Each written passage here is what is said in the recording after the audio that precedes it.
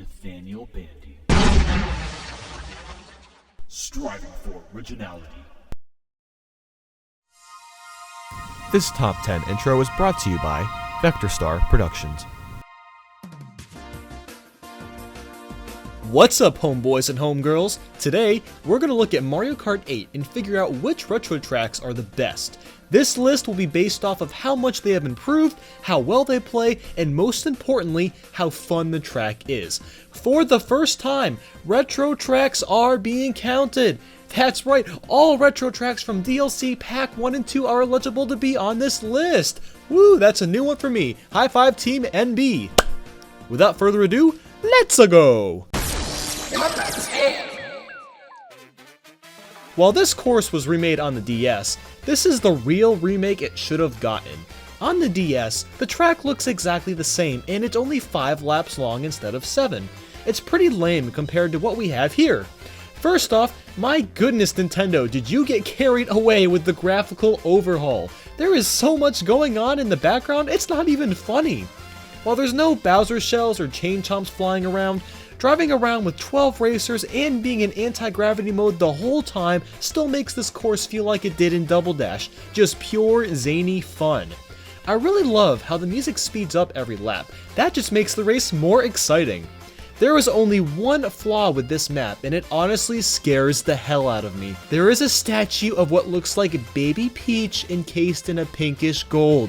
Baby pink gold Peach. You know what else scares me? We're probably gonna get more DLC. If Baby Pink Gold Peach becomes a character, my head will literally explode. Regardless, this track is really fun to play on, but maybe there's a bit too much going on. It's a bit distracting. Number 9.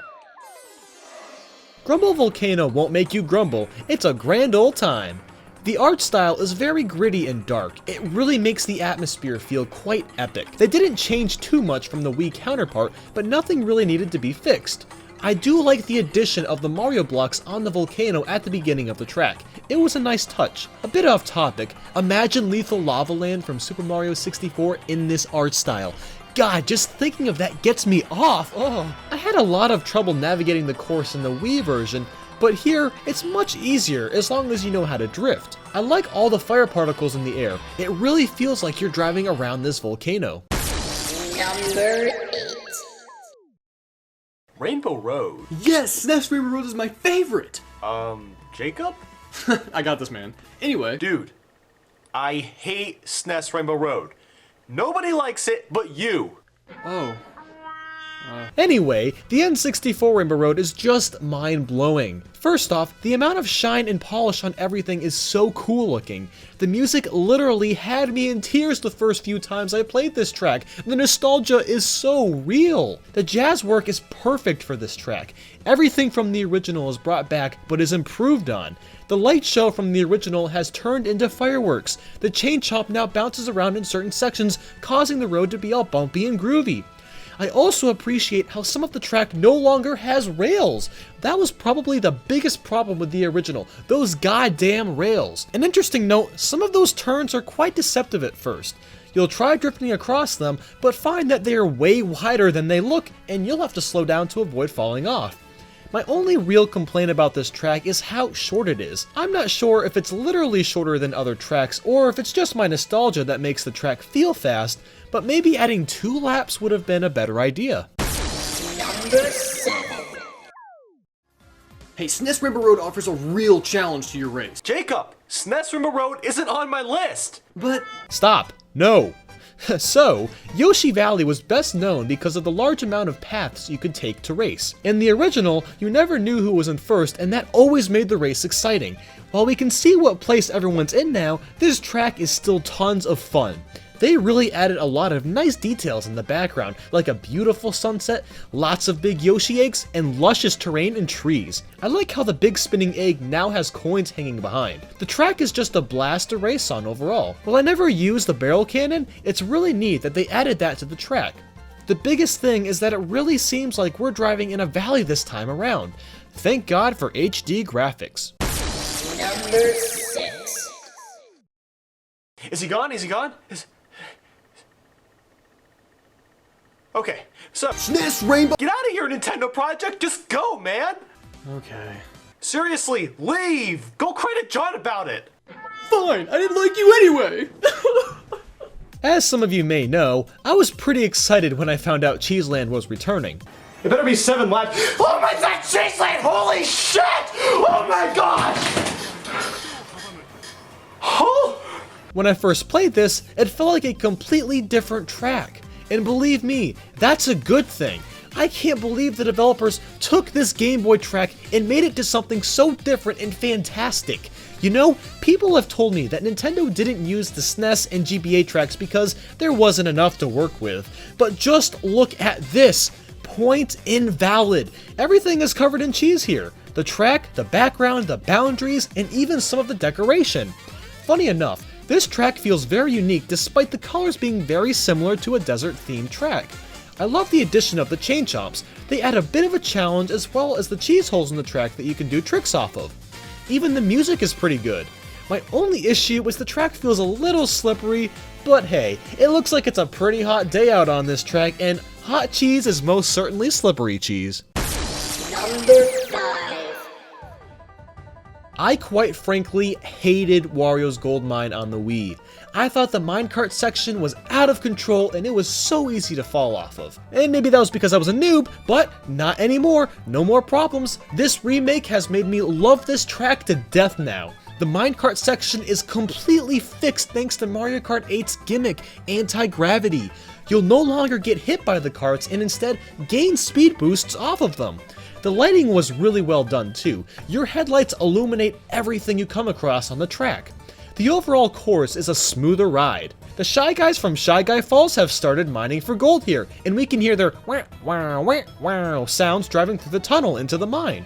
The music really gives you this sense of urgency. It's not a bad urgency, it's a really exciting one. It's the type of urgency like if you were racing your friends in the nearest tree. It's all for fun. Number 4. Again, you probably know how pumped I was when I found out this track was returning. Yes, Music Park! Music Park! Yes! Yes! Now, I've heard some people say they don't like this track because nothing really changed. Here's my response. Don't fix what isn't broken. The head-bopping piranhas are still amusing as hell, running across pianos and xylophones are still super fun, the bouncing music notes still pump up the race, and the music is still as catchy as all can be. The music is so good that the background dances with it. You even bounce off drums and get speed boosts with them. The track feels like a classic music-themed version of Electrodrome. I'm pretty sure I made the same point during my other Mario Kart 8 Top 10.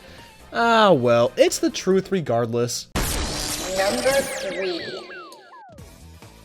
Good lord, look what they did with Wario Stadium from the DS. Everyone wanted Wario Coliseum to make a triumphant return, and I did too, but I am perfectly okay with what we have here. The biggest change is just the amount of detail that's been added to everything. It really, quite frankly, is identical to an actual motorbike stadium now. The biggest thing is that one section with the anti-gravity. Nobody sees this coming for those that played the original. We drive on nothing but road until now. This is one of the biggest overhauls done on any retro track ever, and I love it for that reason. I also really like the big statue of Wario. Wah, wah, wah! The translation for that in English means, I'm a Wario and I like my stadium. Number 2. And this was another track I was excited about. Oh my God, Raymond Road!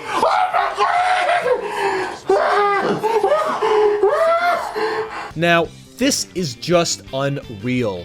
Ribbon Road has been remade to look like a kid put together the track with his bare hands. It literally looks like it's inside a kid's room. You can see the kids' bookshelves, bed, floor, and boxes for putting this track together. This concept is so beyond cool. It kind of reminds me a bit of Chibi Robo. Another great addition is the yarn Yoshis chilling in the back. Gosh, those things are so freaking adorable. On top of all the crazy things going on in the background, the track itself is just total fun to play on. The road is no longer just red, but there's green and blue as well. They've added some awesome gliding sections with shortcuts. This track makes me feel like a kid again, and that's really powerful. How insane is it that we're playing what could potentially be a kid's imagination right now? Think about that. Haven't you ever built a race car track in your room before with Hot Wheels when you were a kid? I know I have, and I imagine things that can happen in Mario Kart. This was very close to number 1, but there's one track that's slightly better than this one. And now the number 1 retro track in Mario Kart 8 is... Nintendo didn't change too much when remaking Tick-Tock Clock, but they really didn't need to. This track is nothing more than a masterpiece. First off, we are driving on parts inside of a clock. Whoever thought of that idea is smoking way too much of something. The arrows on the clock are used as shortcuts, the pendulums can be roadblocks, the gears are used to make sections of the course challenging to drive on. That's what I like about this track. There's a fair amount of challenge. It's not too easy and it's not too hard. On top of that, the music remix blends perfectly while the graphics are really quite something. The originality of this track just can't be beat, unless it's Waluigi Pinball, of course. So that's it for today. What did you think of this video? What's your favorite retro track in Mario Kart 8? Leave a comment below and share. Make sure to hop on the bandwagon and follow me on Facebook, Twitter, and Tumblr. Thanks for watching. Have a good one.